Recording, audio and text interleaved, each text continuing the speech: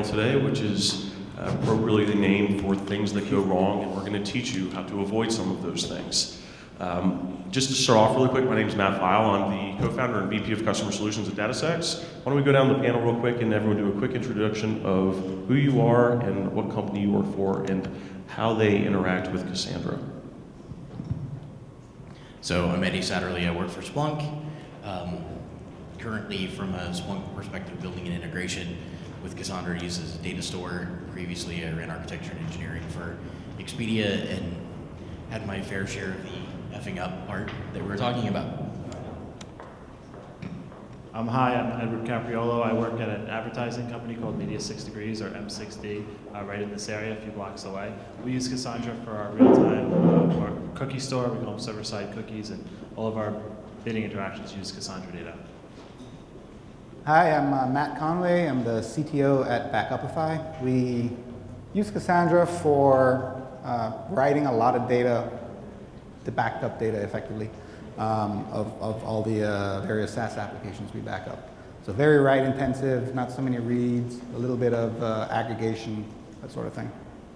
Hi, my name is Bradburry. I'm the principal architect at SimpleReach. We use Cassandra right now for storing event data, time series data, and real-time counters.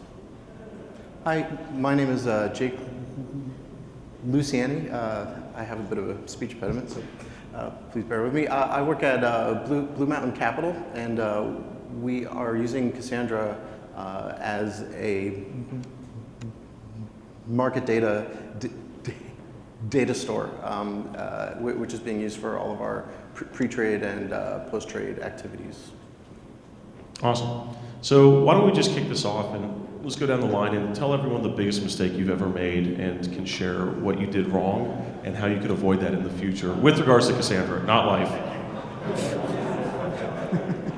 little bit bad. So we were initially implementing search components for the front-end website.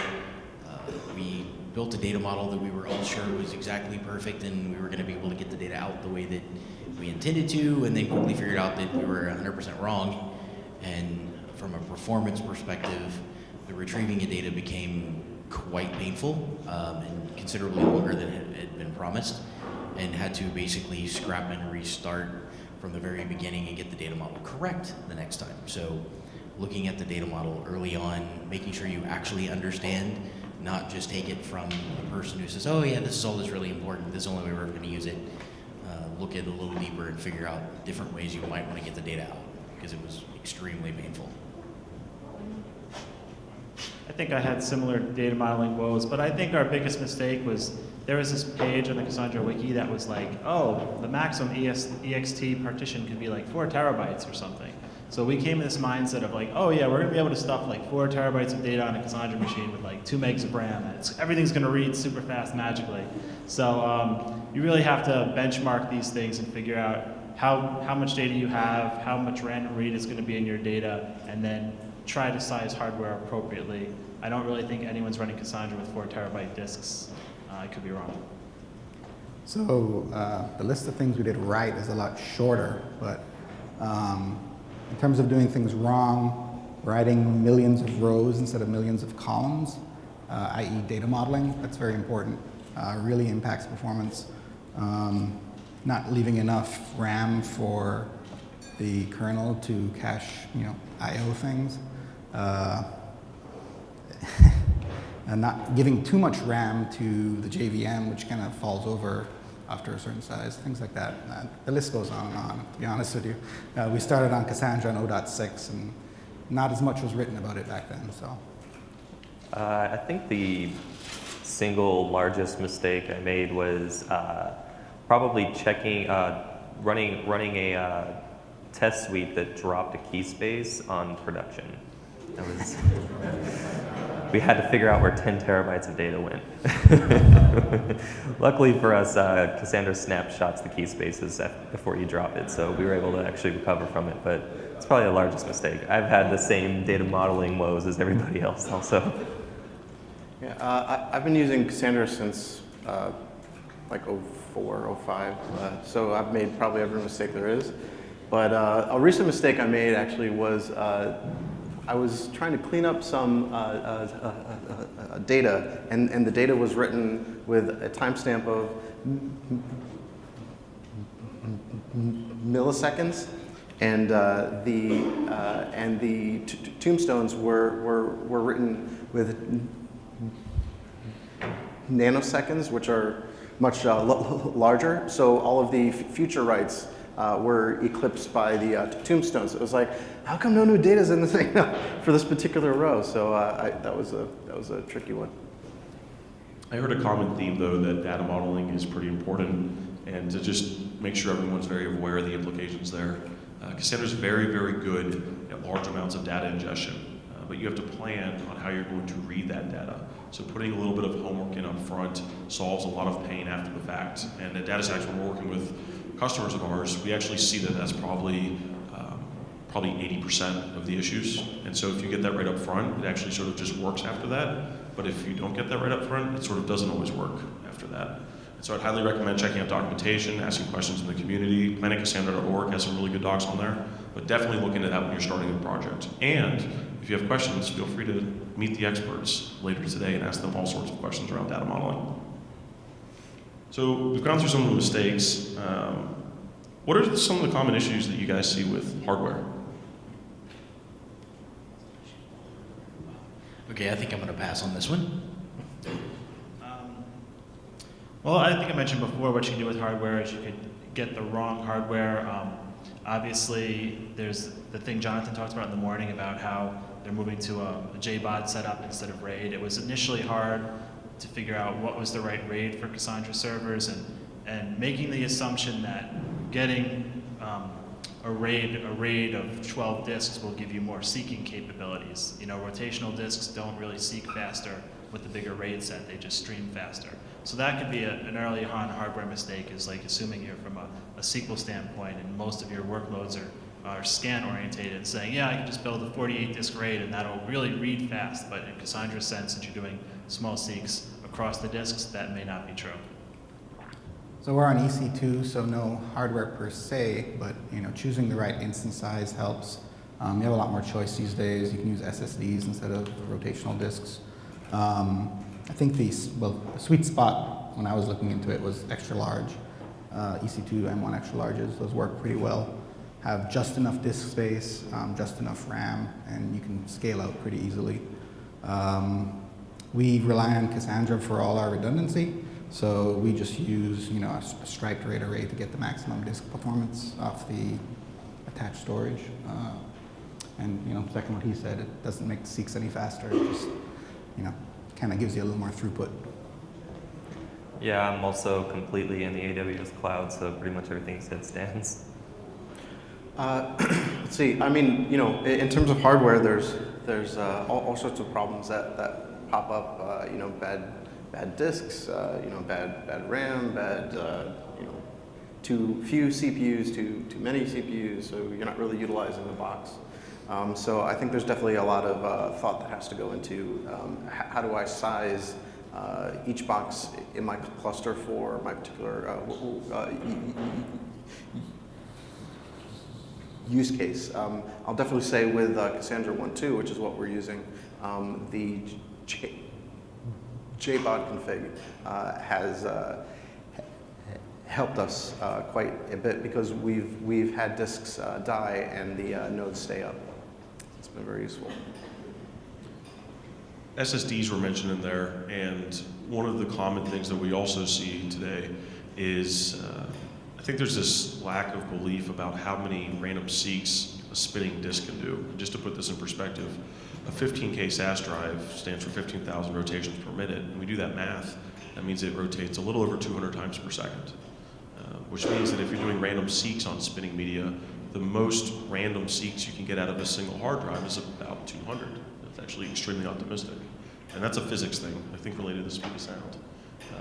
So that's not going to get any better. And a lot of people look at SSDs and say, wow, SSDs are so much more expensive. Well, first of all, if you look at it from an IOPS perspective, SSDs actually give you, the ones that are in everyone's Mac, are doing at least 10,000 IOPS. but the cost is only about 2 to 3x, especially on the commodity side. So we highly, highly recommend starting with commodity SSDs when you're getting ready, because your price point's actually lower when you're comparing to spinning media from a pure input-output perspective. So SSDs are sort of the God's grace to databases, it seems like. So you guys are obviously all familiar with running this thing in production. What are some of the things that you either would recommend or some of the horror stories you have around common maintenance tasks, whether that's adding nodes or doing backups or anything in that field? Well, I was running it before the newest versions of Op Center, which make life so much nicer. But yeah, kudos. Basically, when we had started, there were several issues with the garbage collection problems and not understanding what you're doing with heaps, which we talked about as a kind of massive problem earlier. But kind of maintaining the environment itself was kind of simple once it was set up and configured. But definitely making sure you do it right up front, sizing the JVMs correctly, making sure you understand what's going to run on the heap, which again with 1.2 has changed substantially, so it's a little easier. But I mean, we ran into knocking over nodes because of heap and garbage collection several times. So that was probably the biggest pain point. The biggest thing we had to play with and muck with was changing around the JVM sizing and making sure that we had the heap set correctly. As far as the common tasks, we actually went to production with .6 originally, and then when we moved over to DSE, we were able to kind of use Op Center to do a lot of the tasks that were being done before, and actually even train a database engineer from the relational side to be able to run it. So that was kind of handy. But yeah, I think the JVM is probably the biggest pain, and just making sure that it's set up and tuned correctly the way you want it, and that you're not oversizing heap and killing your own nodes. Yeah, I would follow up on that. He had a lot of good points. That was an early on thing. It's a very interesting mix of how much RAM you have in a machine and how much you want to give to the heap. And it seems very appealing to use like row cache, because everyone's like, oh, memcache, just put everything in memory.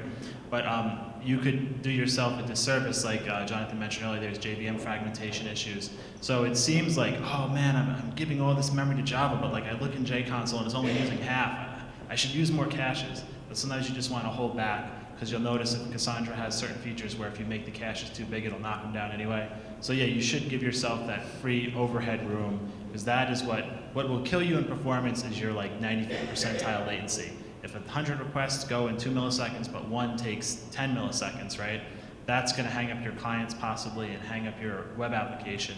So you're really trying to optimize not for the 100 reads that are fast, but for the one that may be slow. On top of all that, there are a number of things really. We're still doing everything manually. We're not using Op Center. So tips along that front, understand how your token ring works, where the data for a range is, where the replicas are. One thing we do that's proven useful is, starting at token 0, that would be Cassandra 01, token whatever, 02, kind of the node name matches relatively where it is in the ring. Kind of helps you visualize it when you're doing maintenance tasks.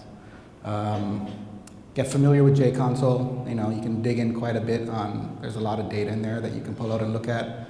Even better would be to use something like Collectd or Graphite to automatically collect important stats so you can graph them over time. And then sort of aggregate them across your cluster or drill in to individuals. Just the more information, the better when you're trying to debug a problem. I think you hit an important note on knowing your ring, especially if you're in the Amazon cloud. Knowing where your replicas are is extremely important. We have our ring set up to have a RF of 3 and a replica in one replica in each different availability zone. In 3 different availability zones, so that we could theoretically lose 2 availability zones and still have an entire set of data. The caveat that comes with that is the latency within one availability zone is sub-millisecond, whereas the latency between availability zones can reach up to 5 milliseconds. And between regions, which is going to be your data centers, you can actually get up to 100 millisecond latency. So tuning your Pfeil convict is a really big maintenance task that you have to kind of get right when you're in the cloud. So the question was about the Maintenance. the maintenance task. Yes. Well, so we're using Cassandra 1.2. So fortunately, we don't have to worry about the token placement problem, which is certainly one of the largest ones. I would say our biggest maintenance thing, so our current headache is really around compaction problems, and this is something that I'll be talking about in my talk later on today. But going back to monitoring, so one of the cool things about Cassandra 1.2 is they use the now somewhat standard metrics library, which basically allows you to export all of the metrics in Cassandra out to systems like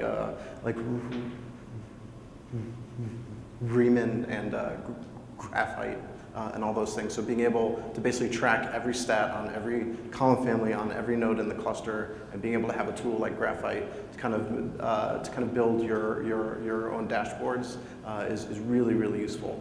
So it really helps us pinpoint problems and fix them. As we've gone across the group here, we've had a few things come up about running in either Amazon or the cloud. Why don't we just touch on that a little bit more deeply and talk about some of the things you recommend, whether it's Amazon or a different cloud provider, that you either highly recommend to do or highly recommend to avoid at all costs. And since I don't know which of you guys actually run on Amazon, start with Matt and we'll go from there. Not sure what I haven't said yet. Obviously, get the right instance size for your need. You don't want, Cassandra doesn't work too well with too much disk space. We found that the M1 extra larges worked great, gave us like a terabyte of disk per node, 8 gig of RAM, half of which we give to Cassandra, half of which we give to everything else. That works really well. Similar to sorry, I forgot your name. Ross. We also spread out across availability zones. 1 will be in zone A, 2 will be in zone B, 3 will be in zone C, and then back around again.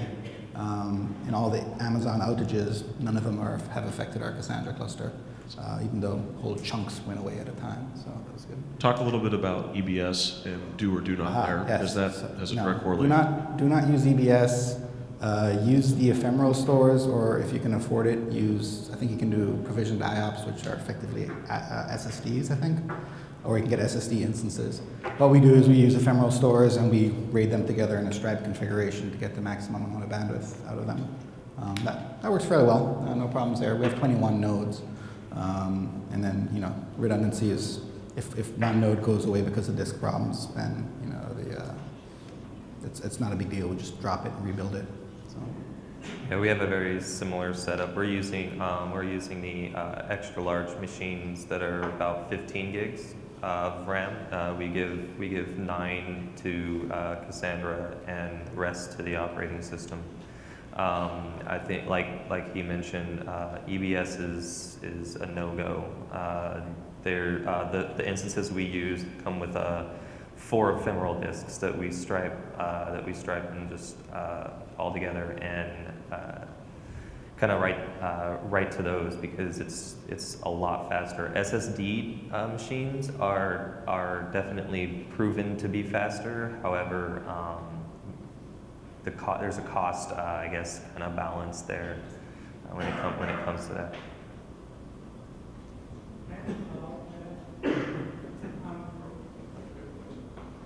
Do we have a mic for the audience questions?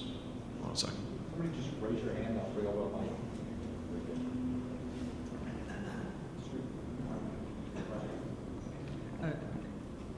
It's just a follow-up question, because I'm also running EC2 using ephemeral drives, I think, based on one of your recommendations someplace.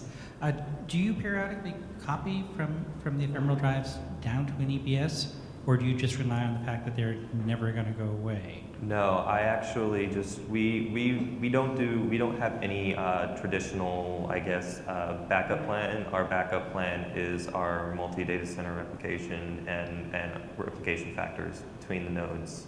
So we don't pull the data down anywhere. If there's a disk failure on a node, we consider that node lost and we replace it. So something similar, the redundancies across Cassandra nodes, there's a replication factor of 3 across 3 data centers. So it's pretty solid, but since we're a backup company, we also back up our Cassandra cluster. I think nightly or weekly we dump basically just tar up the data vault, the data store on disk, do a snapshot, back it up, and dump the tar files in S3, just as an extra security blanket. We've never needed it, but it's there. Okay, that's really helpful because I'd heard one should periodically copy from your ephemerals to your EBSs, which is itself, a bottleneck, and then from Yeah, we do that asynchronously, so it takes a while to run, but we don't really care. It slightly impacts performance, I guess, if you're reading this data out, but we don't do it that often, so. Thanks, that's great. So really quickly on. I believe also if you're in the cloud, Netflix has its preem tool, and I believe the preem has some features to deal with that.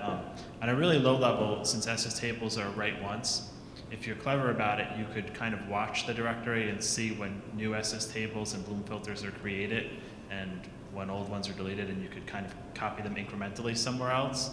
So you don't always have to do the full at night, let's get everything and move it. You can usually be slightly more intelligent about it, I think. Yeah, I can comment on Netflix a little bit. If you think about backups in general, it's one of 2 reasons. It's either the data center or something becomes unavailable, or it's human error, like you wrote bad code that happened to delete everything.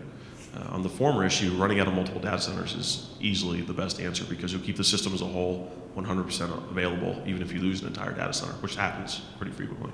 On the alternate side, if you are worried about human error, and I think everyone's had that moment where they ran down the hall and said, I need a restore from tape immediately, at least 10 years ago.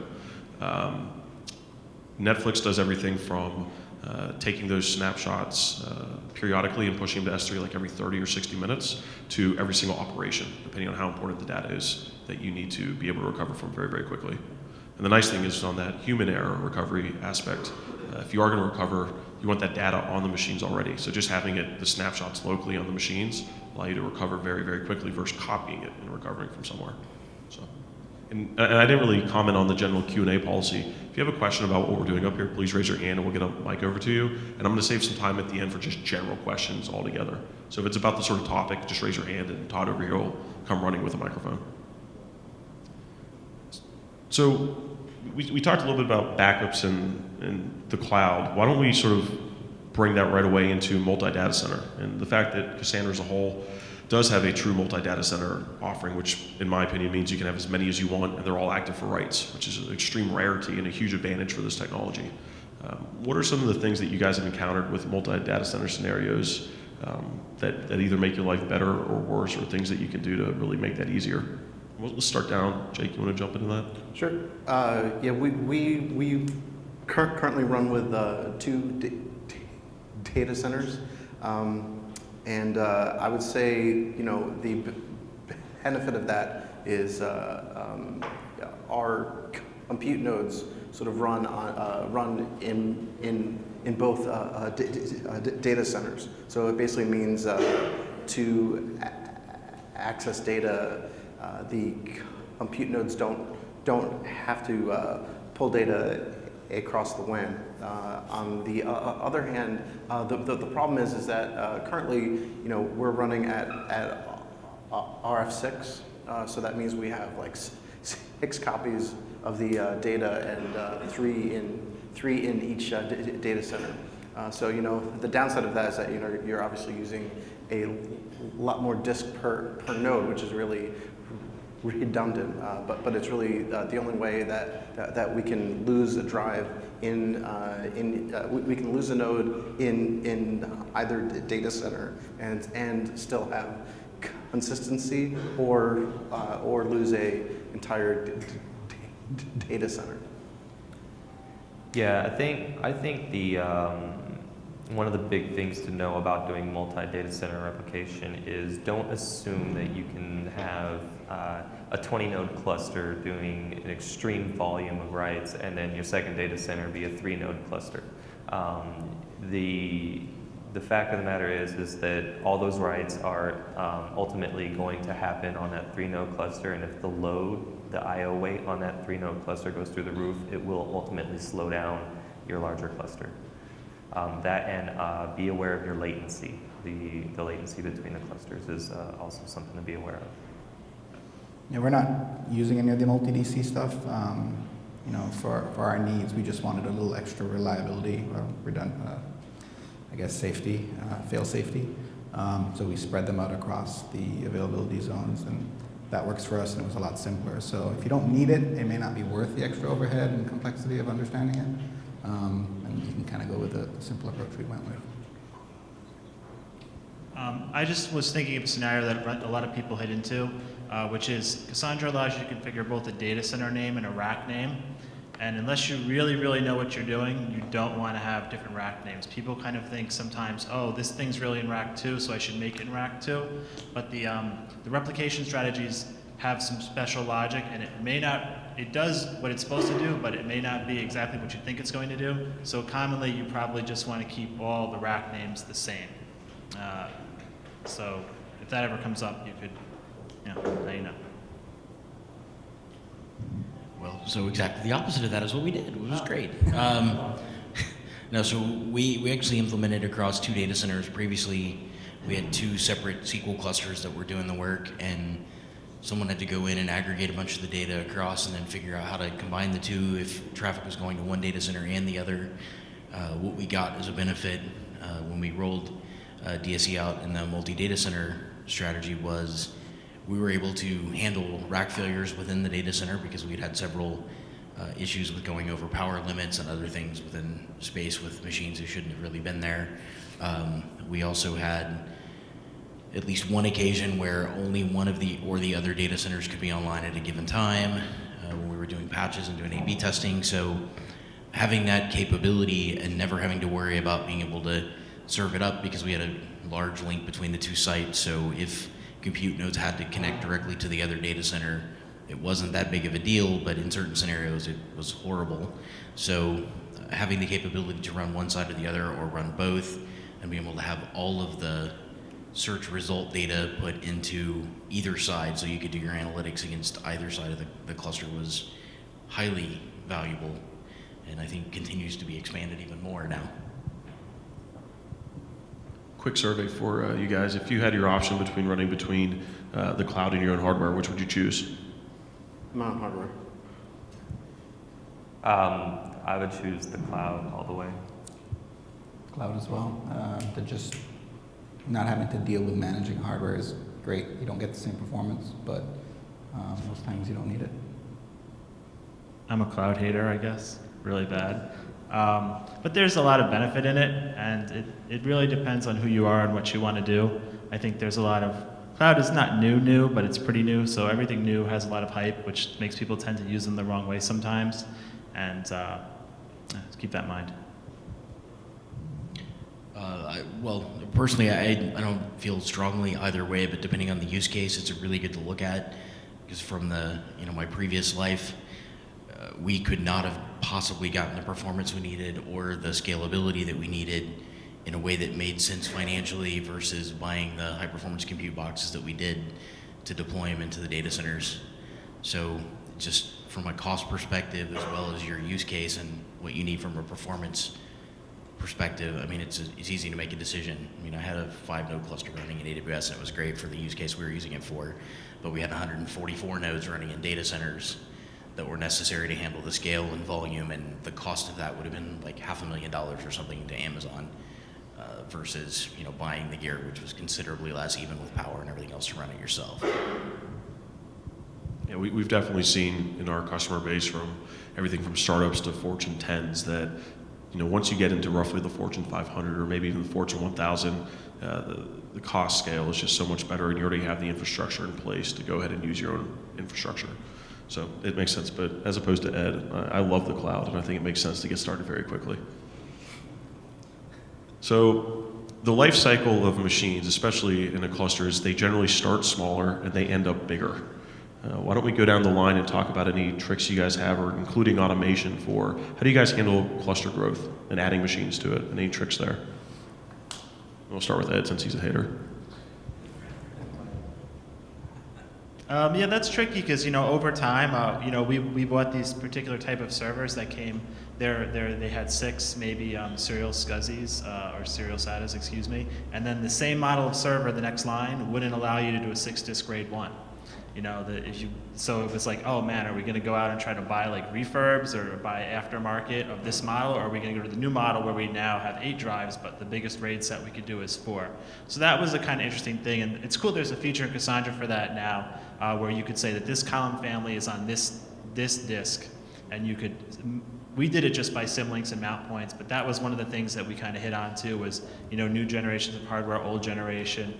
Surprisingly, Cassandra does work fairly well with different mix and matches of servers, as long as they all have enough capability for your load. And now with the I think we mentioned it before with SSDs, they're not even really that expensive anymore.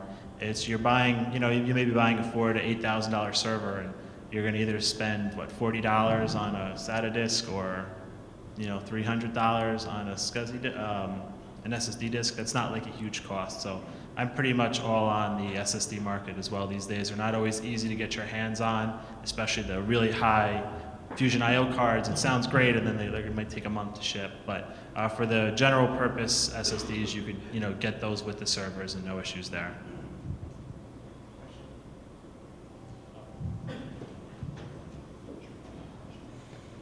Is there any particular model of SSD used, for example, MLC versus SLC, or have you faced any problem with SSDs? Well, I don't have a particular model because I'm not really involved in which ones we get and why. But there's a lot. They're very new, so there's different details. Like some say you should use trim, but you can't use trim if you're using hardware RAID. But then some disks have their own trim. So there's like a lot of new, some people suggest you should use a different disk scheduler. Like Linux has its own disk scheduling, and it works differently. Maybe you should do LVM instead of software RAID. So there's a lot of, it's not as cut and dry as it was with the hardware RAID. You just say, oh, get a big RAID, that's it. Hardware controller, we know it's fast. You kind of, if you get a question where someone's scratching your head, and then you have to investigate your decision and say, maybe we should have used trim with LVM and ext4. So those things you run into.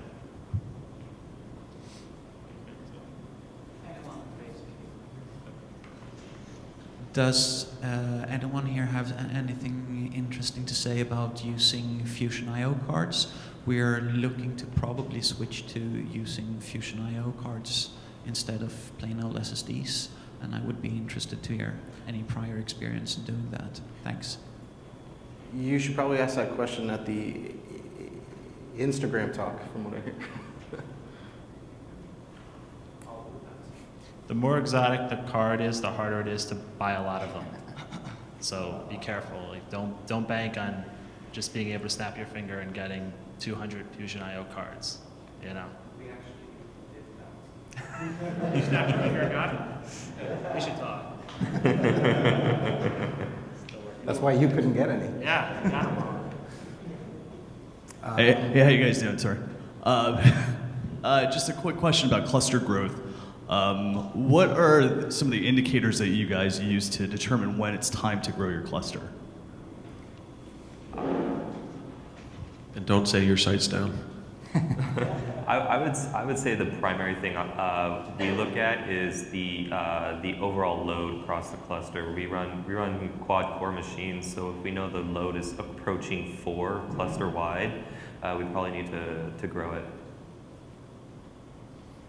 And we also, obviously, many of the stats within Cassandra you can kind of graph over time.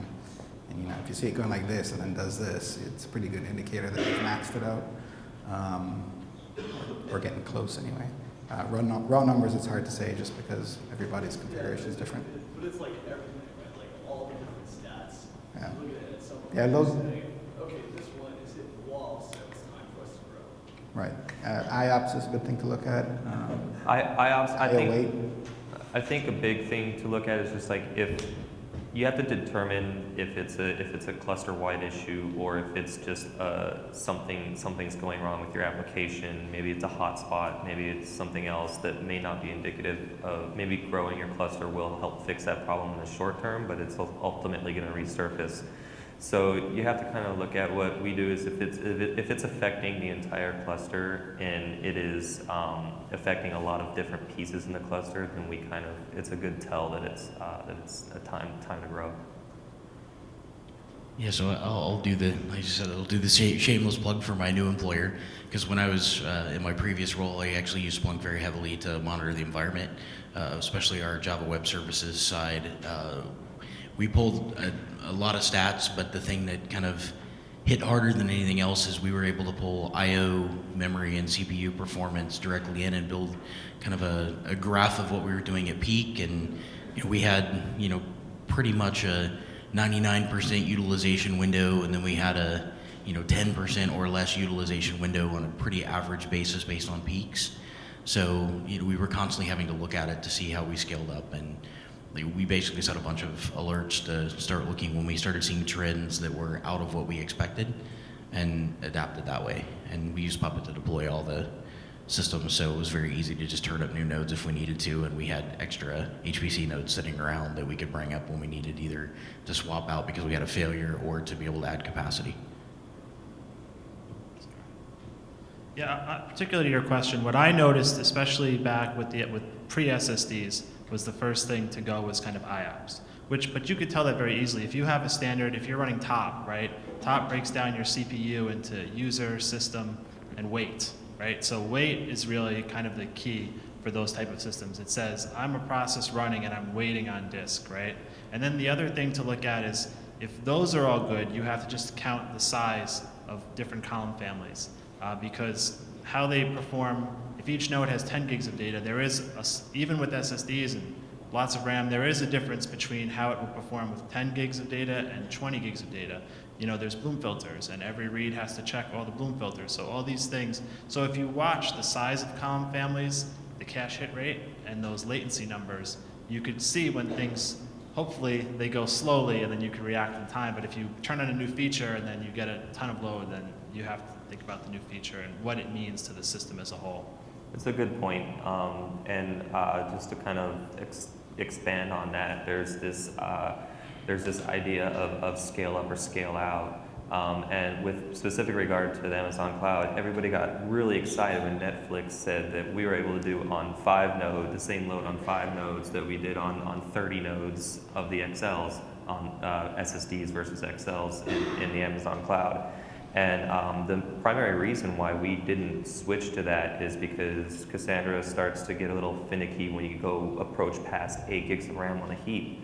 And so we found that keeping a 20 node cluster of smaller machines where each machine has the full 8 gigs versus 5 nodes that each machine still, like if we allocated more, the GC pauses would get a little too high.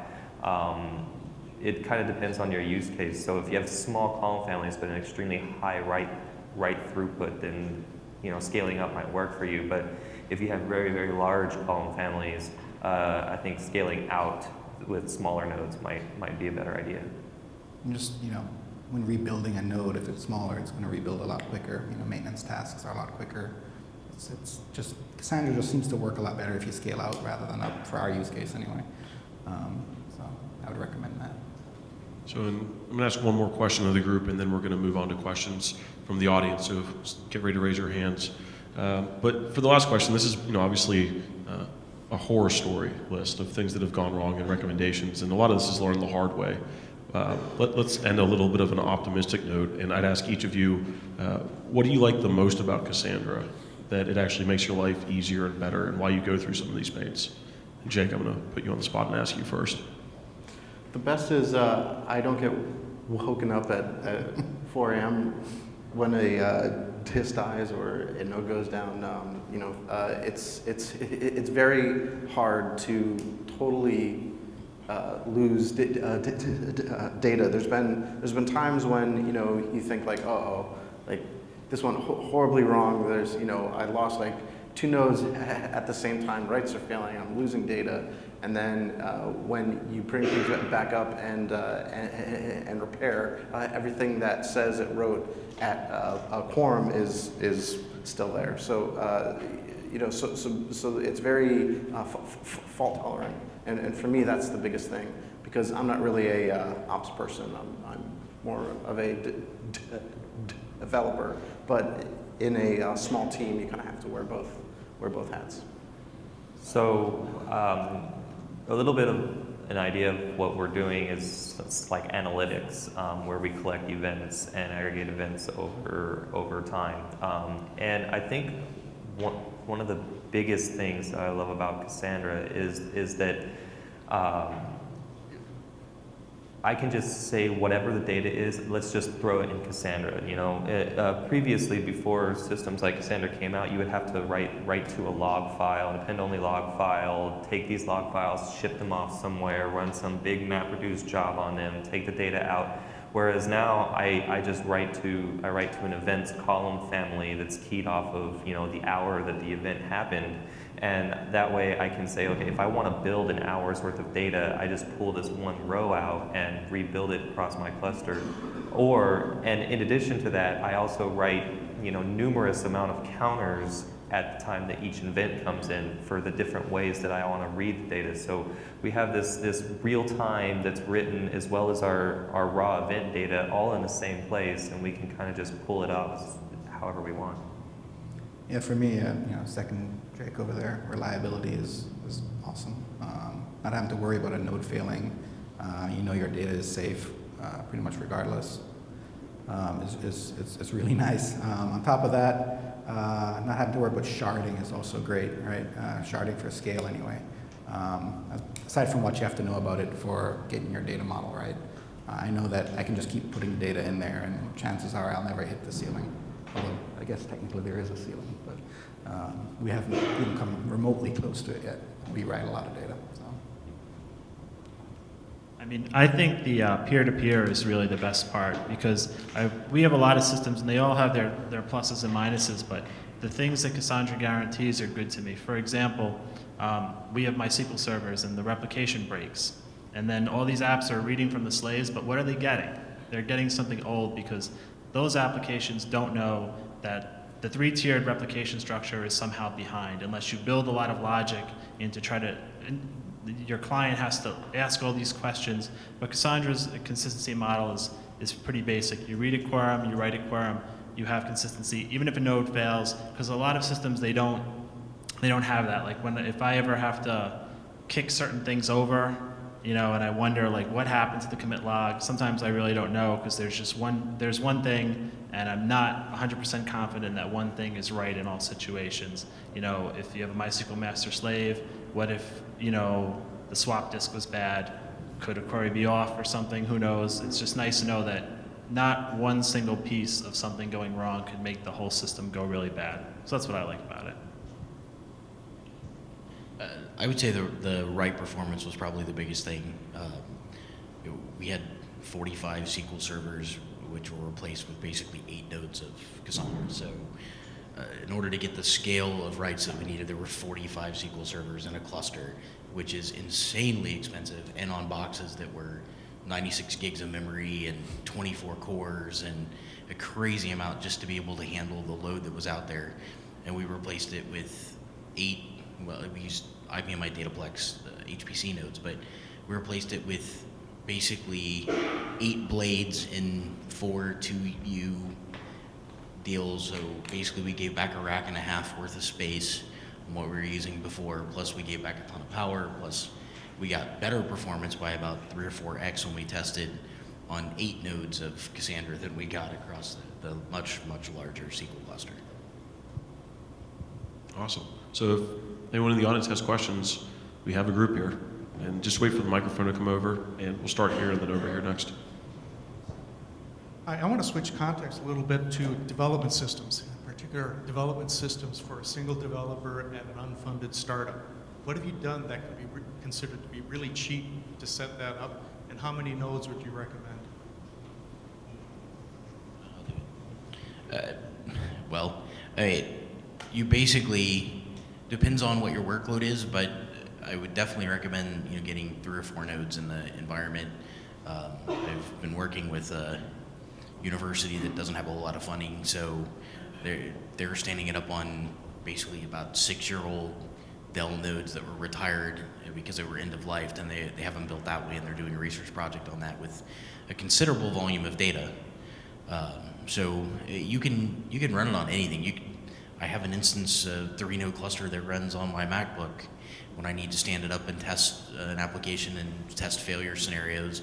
I have a 3-node virtual cluster that runs on VirtualBox on my MacBook Pro, and I can test failure scenarios. I can knock over nodes of the cluster. I can handle reasonable write volume. It's an SSD in the machine, so it does reasonably well. I don't have a lot of disk space because of it, but I mean, you can start very, very small. At home, my Mac Minis, I have 3 Mac Minis that run a cluster. So it's not, you don't have to have a lot of expensive hardware. You don't have to have a lot of requirements depending on your use case. I think that from a developer's standpoint, if you don't want to go through all the trouble of setting up virtual machines and joining to an actual cluster, there's a great tool out there called CCM, Cassandra Cluster Manager, and it'll actually bring up a localized cluster of end nodes that you can it's very easy to use command line project that will just bring up local cluster of end nodes, and you can connect to it and start going. One of the other things too is that one thing I really like is that you could use Cassandra embedded very easy. If you're developing in Java like Tomcat, I actually find it very hard when you're using MySQL. You can't have an embedded MySQL in Hudson or Jenkins, so you kind of end up hacking a lot of workarounds, like I'll use H2. But in H2, the statements aren't exactly the same. H2 may have a slightly different date time function. What's nice about Cassandra for me is, and I'm a Java guy, so I guess I like it this way, but I can bring up my app and Cassandra in a single JVM and test and tear it down, and I don't need to do anything outside of the realm of my JVM or worry about how Hibernate's going to turn this query on this database and what it means. I could actually test on the real deal. Because we only have a few minutes left, I'm going to limit the panel to only 2 people per question. So go ahead. I was wondering if anyone's evaluated any other cloud options besides Amazon, like Google Compute Engine? Looked at it, but haven't, made a move. I mean, the performance seems very attractive, but there's a pretty high switching cost, so haven't done anything there yet.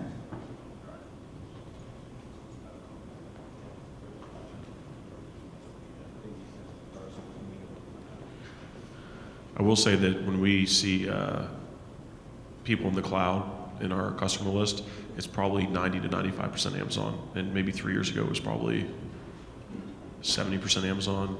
And it's just getting greater and greater at this point. Hi, I'm curious if you have any recommendations about use of image data, not just metadata, but also visual data, in terms of leveraging Cassandra for search and analysis. You mean like storing a picture? Well, I mean that, for example, problems like color search, similarity, matching for preferences, recommendations for images. I mean, if you pull out, the color palette or a histogram, that might make sense to basically store that metadata per row, or you could use a composite table in CQL3.